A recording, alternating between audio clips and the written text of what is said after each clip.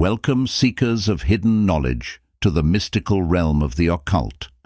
Delve into the secrets of the universe as we journey together into the enigmatic world of ancient wisdom. Brought to you by your guide through the shadows of enlightenment, Wisdom Rocker.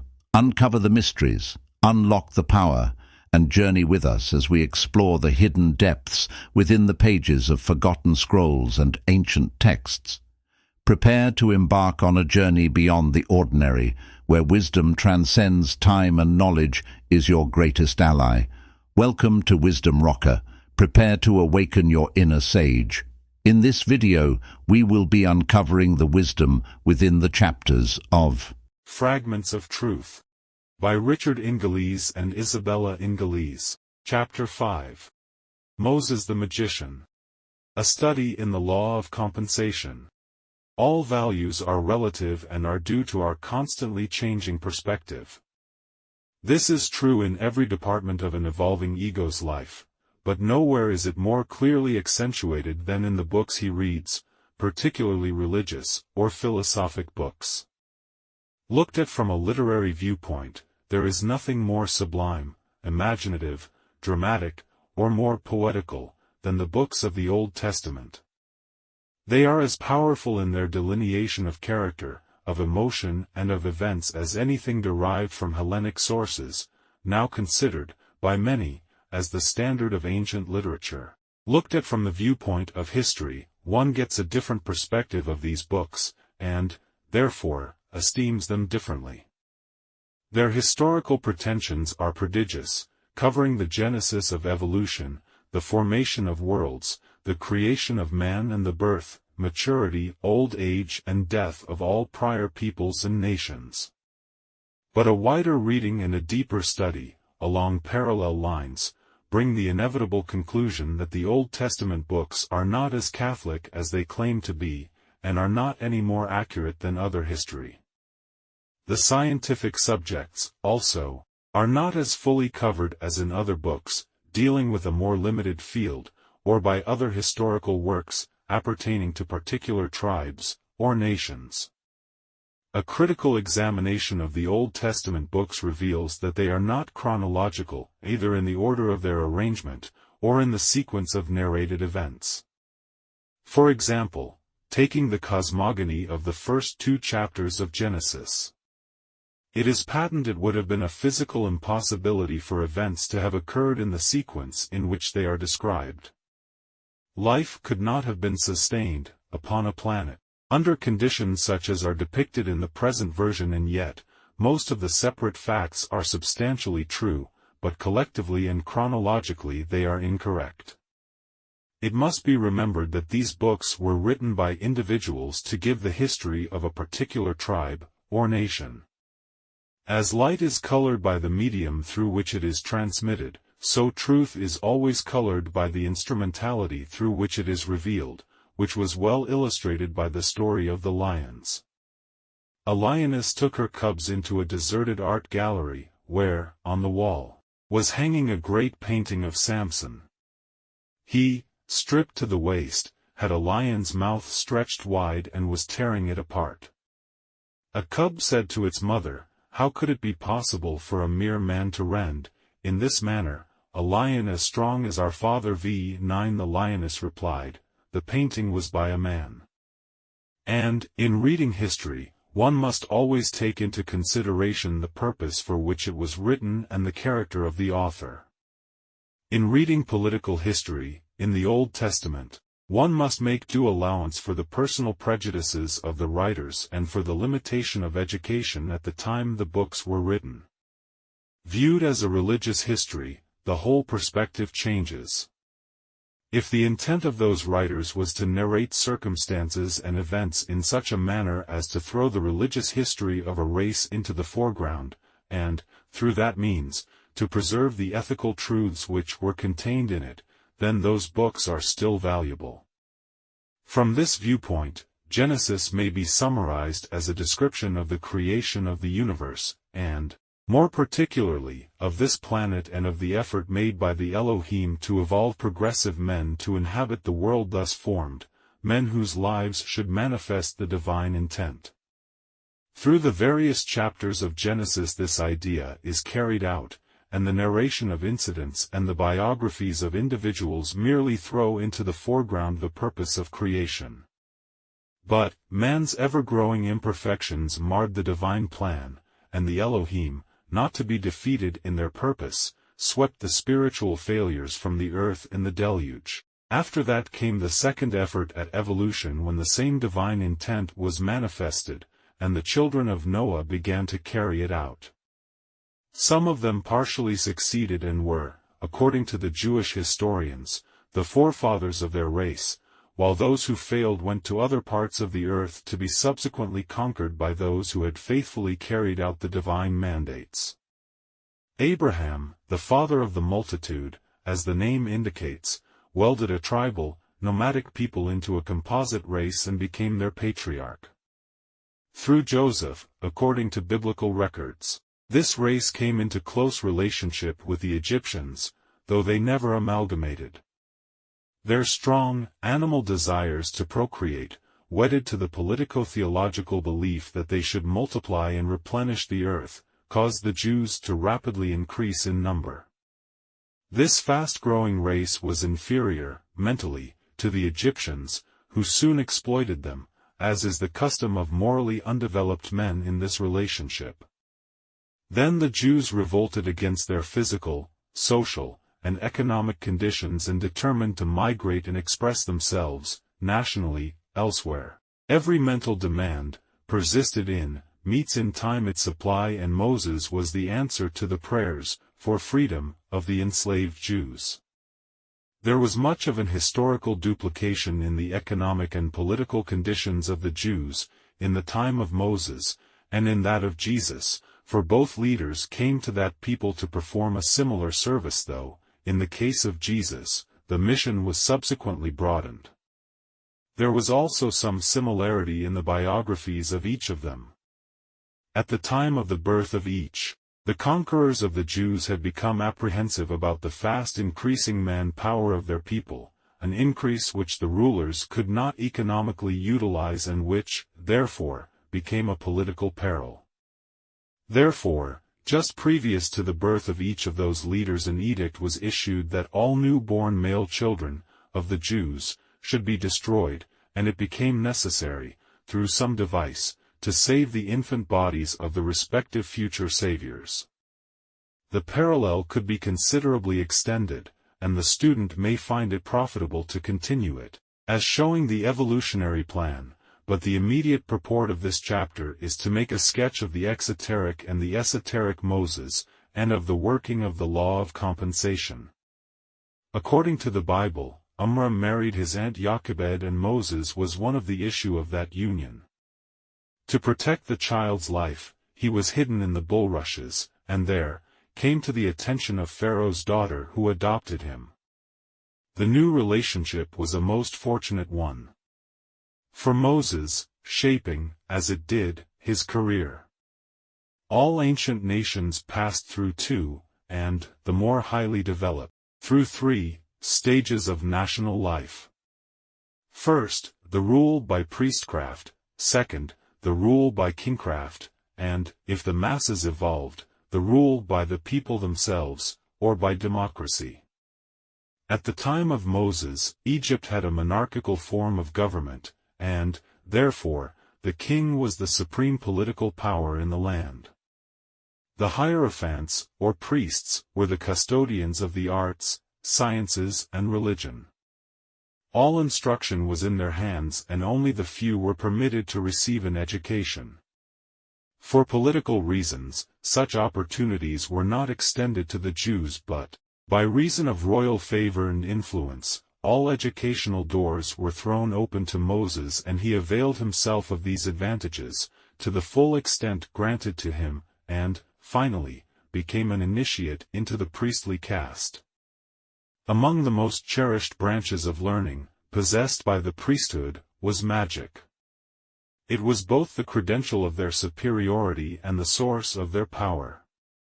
This magic was not of the higher order, which teaches the method of unifying the human with the divine consciousness, and the various uses of the spiritual forces of nature. But it belonged to the lesser mysteries and was confined to the production of phenomena. And then, as now, it was phenomena, not philosophy, which attracted, awed, and convinced the masses. The turning point, in the career of Moses, according to the scriptures, was his alleged experience at the mountain of Horeb, where, it is said, he met the angel of the Lord. It is a matter of common knowledge that, below man, there is a descending scale of consciousnesses, from the mammoth to the mouse, and, lower still, are other varying scales. It is only logical to assume, therefore, that above man there is an ascending scale of beings. In the old Jewish system of classification, such superior intelligences were called saints, angels, archangels, cherubim, seraphim, and Elohim. An angel is one who has learned all the lessons of life which can be learned on each of the 7 worlds that constitute a planetary chain. It is one of the lesser gods, one whom the occultists designate as a master.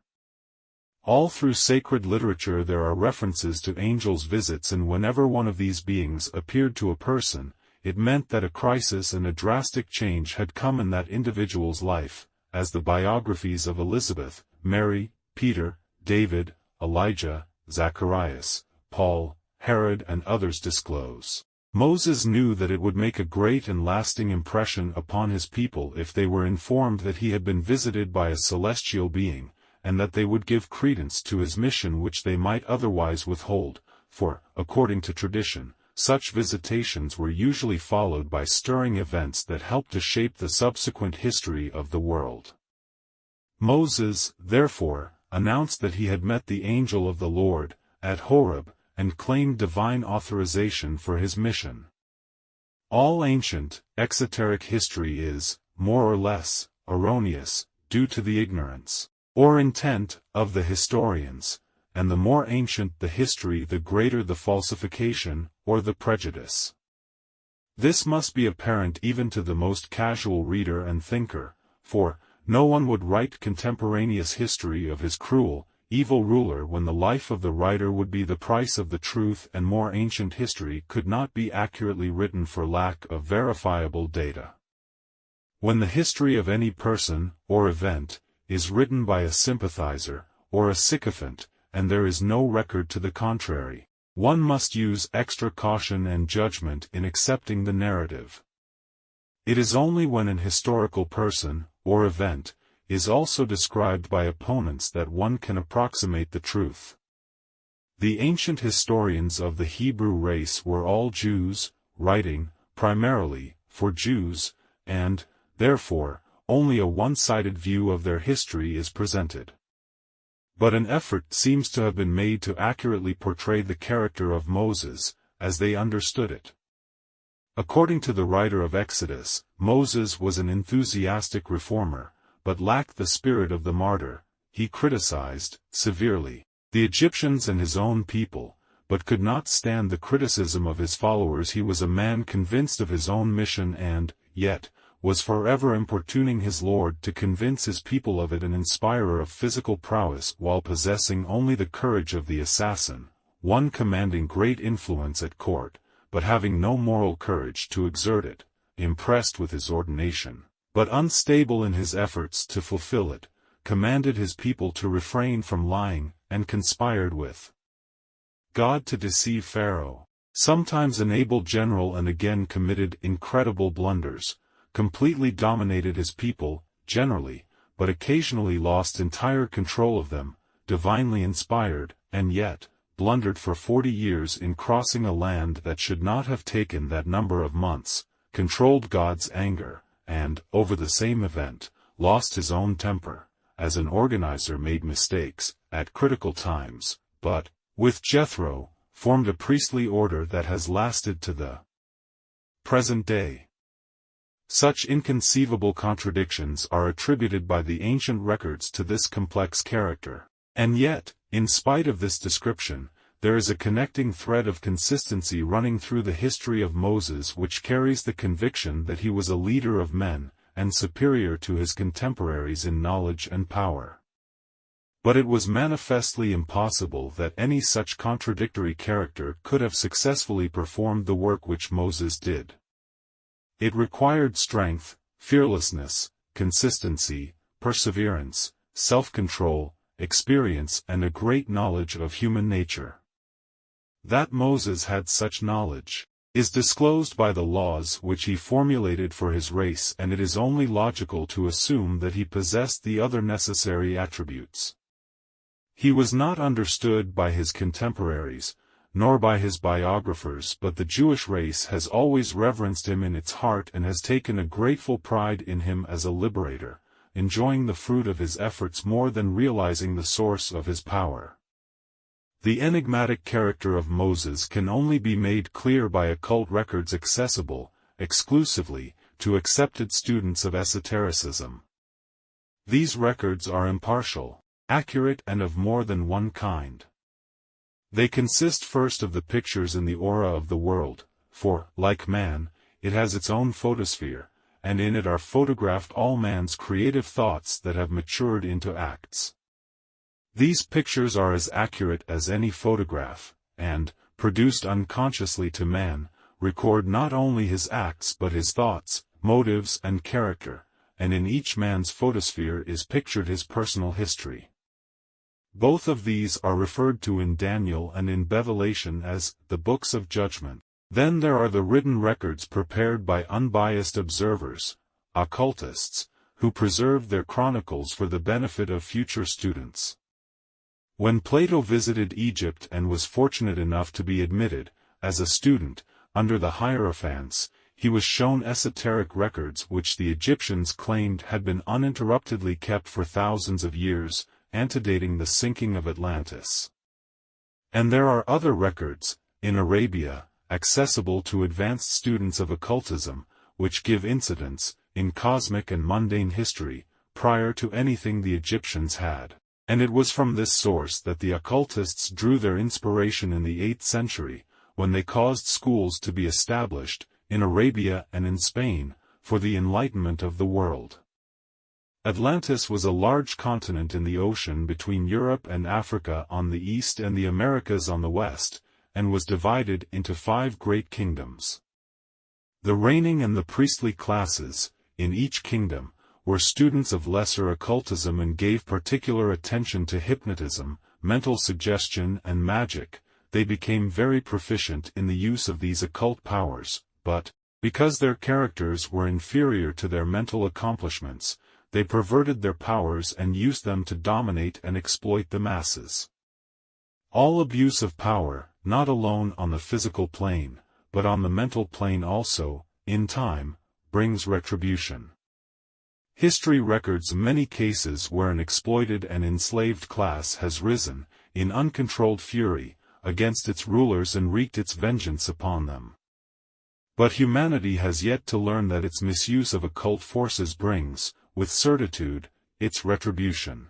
In the readjustment of perverted occult forces there is frequently a repercussion upon the physical plane. And if the misuse has been continuous and general among a class, or a nation, then the repercussion is often cataclysmic in its nature.